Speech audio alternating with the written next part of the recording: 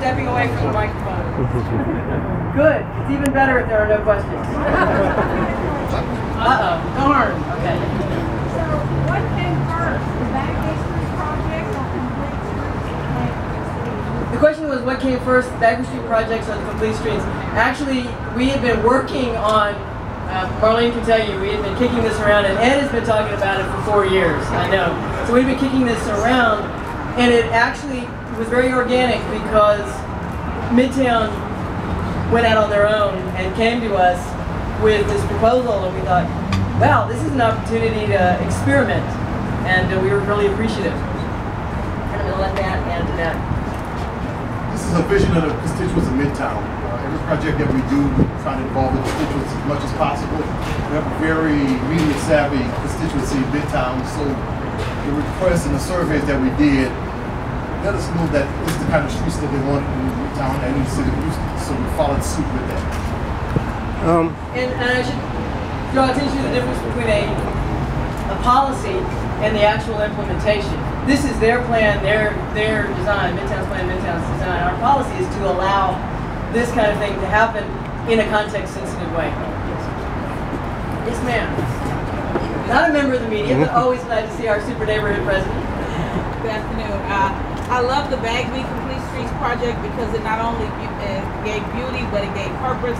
And I wanted to know, in your Complete Streets projects, are you looking to also include purpose, like this one has detention? Are you looking to do other things involving detention as you do Complete Streets? Are you keeping that in mind? Absolutely.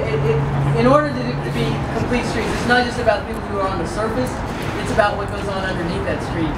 To everything that's in the right-of-way, outside the curbs and inside the curbs. And of course, as you already know, unless we're working with the tax reform reinvestment zones that have particular emphasis in neighborhoods, this is going to be driven by our CIP process.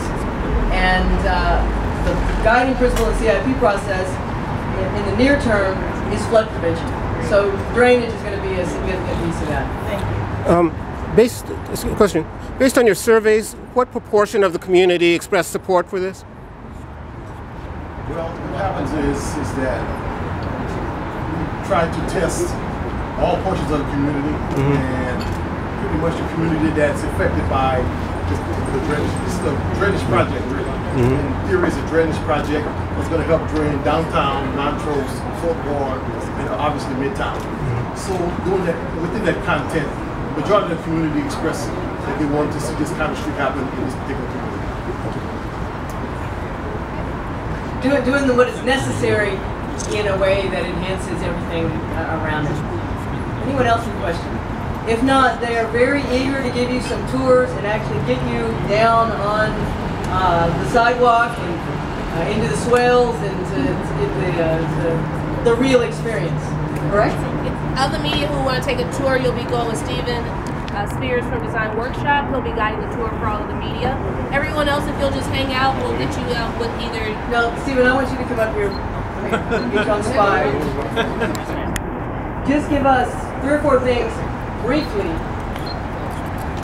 to look for.